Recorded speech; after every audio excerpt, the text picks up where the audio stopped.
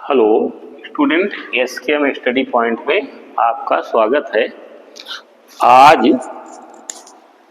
हम आपको पढ़ाएंगे मौर्यकालीन स्थापत्य एवं लोक कला।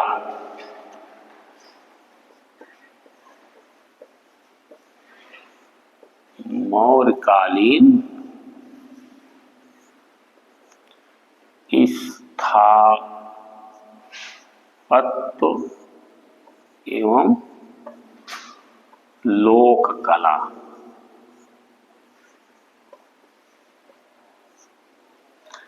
स्थापत्य कला होता क्या है, इसके बारे में आप जान लें। स्थापत्य क्या होता है?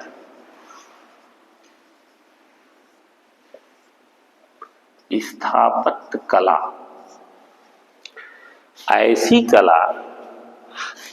कला जो भवन निर्माण से, वेदिकाओं से या प्राचीन जो भी मॉन्यूमेंट्स हैं बनाए गए हैं कारीगरों द्वारा, वही होता है स्थापत्य कला। लोक कला क्या होती है? एक स्थापत्य कला ये हो गई। लोक कला जो होती है उस क्षेत्र में निर्मित लोगों द्वारा जो क्षेत्रीय कला होती है, एक अपनी एक विशेष उसमें खपत होता है, उसे लोक कला कहते हैं। जैसे छोटी छोटी मूर्तियों का बनना। तो मौर्य काल में ये दो कलाएं थी, स्थापत्य कला और लोक कला। आज हम स्थापत्य कला में सबसे पहले अशोककालीन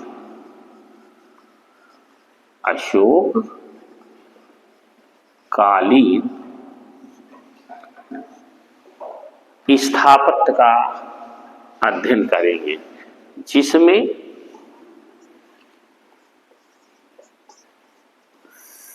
शिलालेख, गुहालेख और स्तंभ लेख है। सबसे पहले ये इन तीनों के बारे में जान ले आप। शिलालेख ऐसे लेख होते हैं जो शिलाओं पर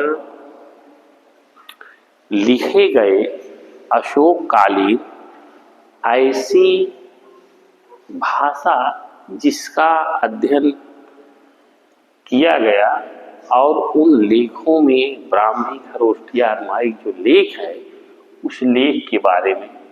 इसी प्रकार गुहा लेख ऐसे लेख होते हैं जहाँ गुफाओं पर कुछ लेख है, जैसे बराबर की पहाड़ियों पर बिहार राज्य में, उड़ीसा राज्य में गुफाएं हैं, अजंता एलोरा की गुफाएं हैं।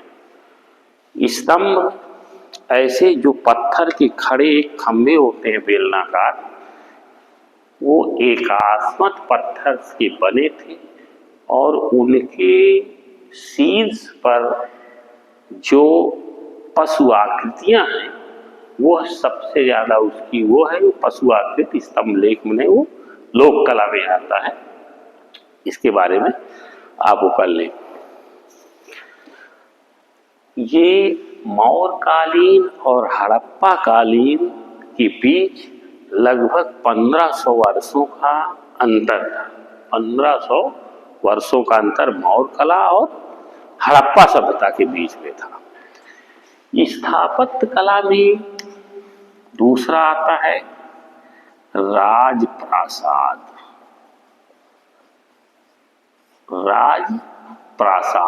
दूसरा हिस्सा। अब इस राजप्रासाद में पाटिलपुत्र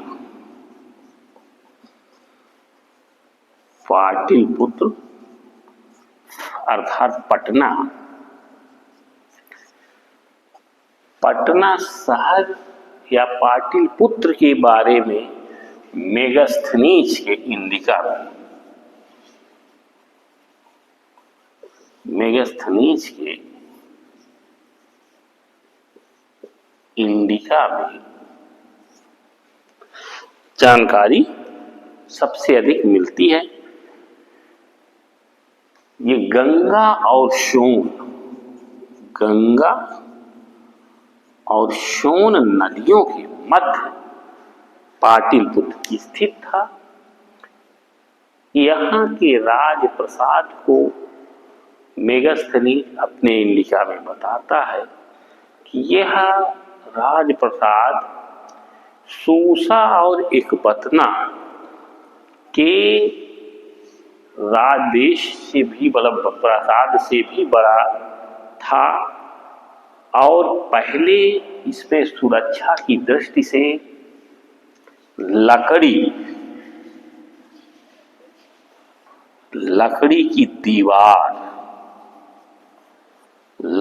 दीवार से बड़ी बड़ी लकड़ियों की दीवार से घिरा था और दो तरह से लकड़ियों के बीच में दो लकड़ियां गाड़ करके उसमें बीच में मिट्टी भर दी गई थी, जिससे एक दीवार के तरीके बन गया था। इसमें 570 बुर्ज, ये 80 स्टेडिया उस समय नाप की गई थी स्टेडिया में, स्टेडिया से लंबा 570 बुर्ज। निकलने के लिए दो तरफ से गंगा और सोन के त्रिकोणीय स्तंभ पर बसा हुआ यह राजप्रसाद मौर्य काल का भव्य राजप्रसाद था। इसी में राजप्रसाद में मेगस्थनीज कहता है कि इससे सुंदर लंदन से भी सुंदर उस समय इसका वर्णन वो करता है। और मेसोपोटामिया सभ्यता में सूसा और एकबतना जो इराक और ईरान में थे उनसे इसकी तुलना करता है कि उससे भी अच्छे ये रहे होंगे।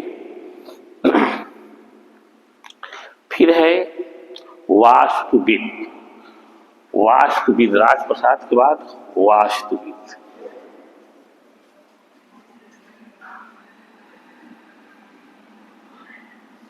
वास्तुविद जो होता है वो एक इंजीनियर होता है, किस प्रकार से किसी राज्य की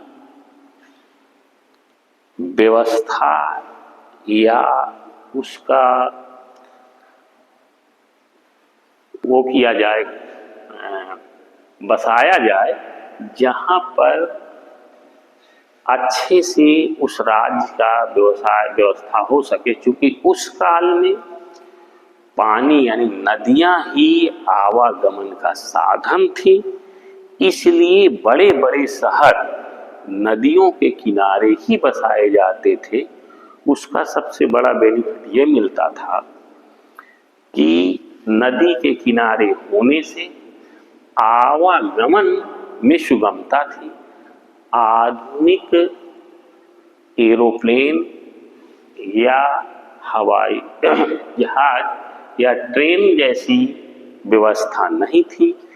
लोग बड़ी बड़ी नाव से नदी के द्वारा ही आते जाते थे। तो ऐसी जगहों पे आज भी विश्व का 10 लाख ही शहर, जिस शहर की जनसंख्या 10 लाख हो, ऐसा नहीं है कि वो किसी नदी या सागर के तट पर ना हो।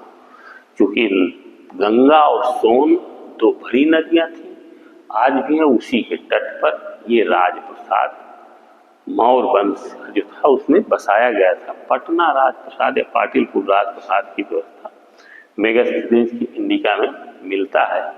इसके अलावा कौटिल्य के अर्थशास्त्र में भी पटना या पाटलिपुत्र की नगर रचना और उसकी सुरक्षा व्यवस्था बहुत ही माध्यम से उसका वर्णन किया गया।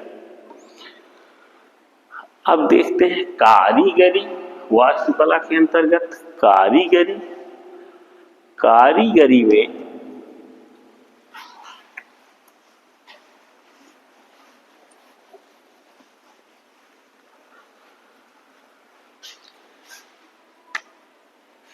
कारीगरी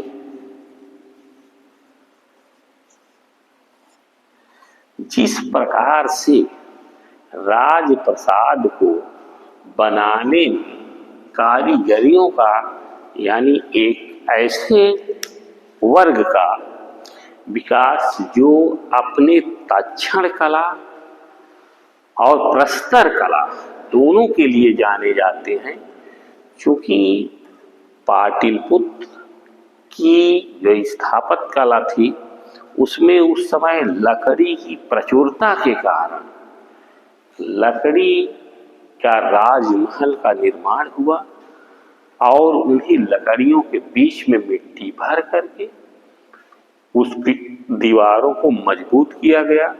उन मिट्टियों पर हाथियों और ऊंटों को कई बार चलाया जाता था, जिससे मिट्टी उसकी ठोस हो जाती थी। ऐसा कारीगरी द्वारा बना था और कारीगरियों का विशेष उल्लेखनीय योगदान इसमें रहा है। अब देखते हैं लोक कला।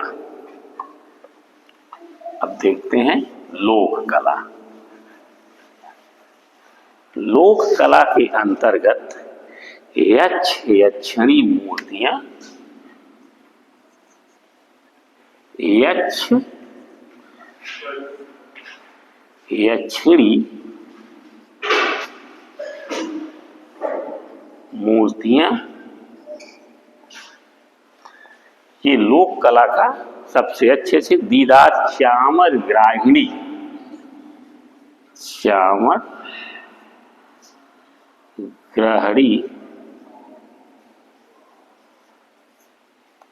मूर्ति ये दीदारगंज से प्राप्त हुई है।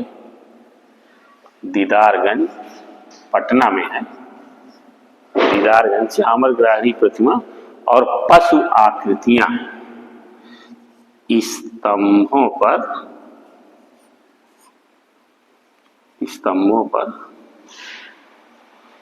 पशु आकृतियां, ये तीन यक्ष यक्षिणी ऐसे प्रतिबिंब या ऐसी अप्सराएं जो दीवारों पर या प्रवेश द्वारों पर यक्ष यक्षिणी की मूर्तियां बनाई जाती थी। ये यक्ष यक्षिणी एक प्रकार से बहुविशाल दिखाए जाते थे, जिसमें गदाधारी और धनुर्धारी यक्षिणियों को इतने उसमें दिखाया जाता था कलाओं में कि उसकी एक एक नख, शिख और दंत को इतने महीन या मूर्तिकार इतने बढ़िया से प्रस्तुत कर देता था कि लगता है बोलने वाली। चामर ग्राहिणी जो मिली है प्रतिमा दीदारगंज से, उसमें चामर का मतलब होता है एक आसन पर बैठी हुई और दो लोग ऐसे ऐसे पंख हिलाते हुए उसे चामर, जैसे आजकल साधु महात्मा बैठ जाते हैं ऊंट हाथी और उस पर और दो उसके खड़े रहते हैं सेवादार, तो वही होता है चामर ग्राहिणी। ये मूर्ति जो प्राप्त हुई है इसमें बहुत ही सुंदर ढंग से इसका अंकन किया गया है। स्तंभों पर पशु आकृतियां, ये सबसे बड़ा है अशोक स्तंभों पर। अशोक स्तंभों पर पशु की जो आकृतियां हैं, इन पशु आकृतियों में सिंह, गज, सिंह और गज का और अधो कमल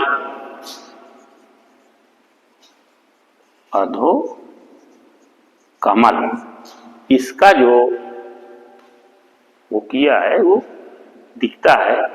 ये अशोककालीन स्तंभ जो है एकास्मत पत्थर, एकास्मत पत्थर, एक ही पत्थर को तराश करके बनाया गया था और इनका जो वजन था वो 80 टन से अधिक था। ये बहुत ही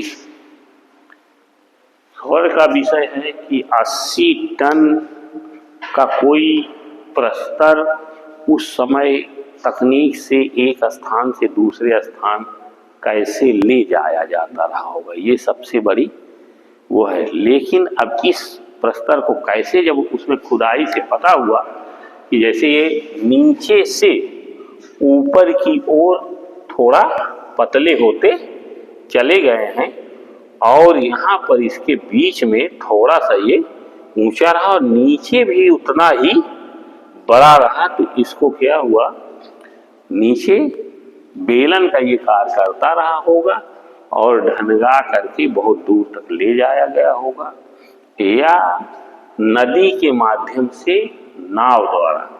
क्योंकि जितने भी ये मिले हैं स्तंभ वो कहीं न कहीं नदी के किनारे पर ही मिले हैं, जैसे कौशाम्बी, दिल्ली टोपरा, सारनाथ, वैशाली जैसे जगहों पर ये स्तंभ मिले हैं। तो इससे ये सिद्ध होता है कि पहले ये कुछ दूर तक मिट्टी में ढनगा करके ऐसे खिसका करके ले जाते रहे होंगे, क्योंकि ये पार्ट और ये पार्ट नहीं छू जाता रहा होगा, बीच में थोड़ा सा बेलन जैसे रहा होगा। फिर ये नाव द्वारा ले गया और नाव नदी के किनारे पर ही, जो बड़े शहर उस समय वैशाली था, कौशाम्बी था, रामपुरवा था, सारनाथ था, सांची था, उन नदियों के किनारे पर इसको लगाया गया है। अब ये प्रस्तरों में जो पशु आकृतियां हैं वो लौरिया नंदनगढ़ सबसे प्रसिद्ध है। लौरिया नंदनगढ़ पश्चिमी चंपारण में पड़ता है, बिहार राज्य के। इसमें निगराली सागर,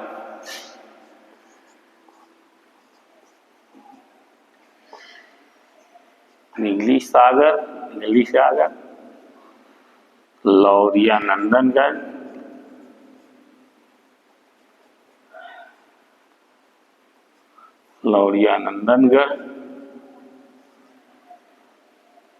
कौशाम्बी,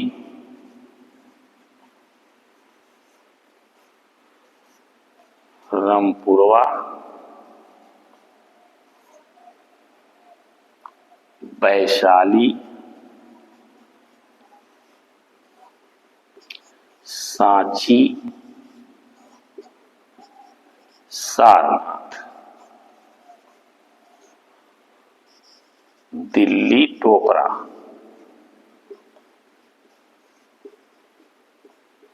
ये विशेष उल्लेखनीय है। निगली सागर ये लुम्बिनी में पड़ता है, ये लुम्बिनी में पड़ता है, जो वर्तमान में उत्तर प्रदेश और नेपाल में, उत्तर प्रदेश का सिद्धार्थनगर, नेपाल के बॉर्डर पर। लौरिया नंदनगढ़ पश्चिमी चंपारण बिहार में पड़ता है। ये है लौरिया नंदनगढ़, लौरिया अरराज दो हैं, वो दोनों चंपारण। कौशाम्बी प्रयाग से 60 किलोमीटर दक्षिण पश्चिम, ये कौशाम्बी दक्षिण पश्चिम पड़ता है। और रामपुरवा जो है ये वो है, इसमें प्रसव बैल शीर्ष या प्रसव शीर्ष, ये सबसे ज्यादा इसीलिए इसको पूछते हैं कि इसके ऊपर जो है वो क्या था, तो ये रामपुरवा में वृषभ शीर्ष जो इसका रहा है, और लौरिया नंदनगढ़ जो है वो सिंहस्थ शीर्ष रहा है। सिंह, इसमें क्या है, इसके ऊपर सिंह आकृति बनी गई, सिंह। निगली कागर में भी, वैशाली में भी, सांची में भी 4 शेर, सारनाथ में भी 4 शेरों को एक तरह। ये दिल्ली टोपरा, टोपरा पड़ता है सहारनपुर में, कलसी और टोपरा दोनों वहां पढ़ते थे। इसको फिरोज शाह तुगलक दिल्ली उठा कर ले आया है, वहां से क्या कहते हैं, सहारनपुर से। और ये कौशाम्बी वाले को वर्तमान में जहांगीर ने इलाहाबाद में ले आकर रख दिया है। उसमें हरिसेन के, समुद्रगुप्त के भी अभिलेख लिखे हुए हैं, लेकिन हरिसेन गुप्त वंश में था राइटर, वो पहले था, यानी पहले वो कौशाम्बी गया होगा, वहां लिख दिया होगा, फिर जहांगीर जब शासक बना हुआ होगा तब वहां से कौशाम्बी से ये यहाँ आया होगा। आज भी कौशाम्बी में एक उसका टूटा हुआ अवशेष है स्थित।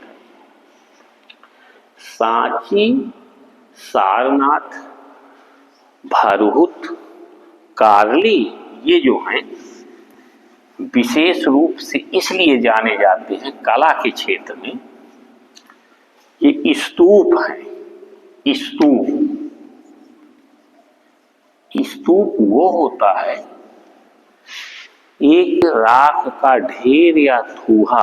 स्तूप का मतलब हुआ एक राख का ढेर। जैसे आधुनिक भी आदमी की मृत्यु हो जाती है तो चिताओं पर फिर उसकी राख को इकट्ठा करके मिट्टी चढ़ा दिया जाता है, तो उल्टे टोकरे ऐसे बना दिया जाता है। फिर जो बड़े लोग होते हैं उसी पर समाधि का निर्माण कर देते हैं, तो वो होता है स्तूप। ठीक है, स्तूप यानी राख का टीला। तो उस समय स्तूप भी स्थापत्य कला की बहुत वो थी, जिसमें सांची, भरहुत, सारनाथ,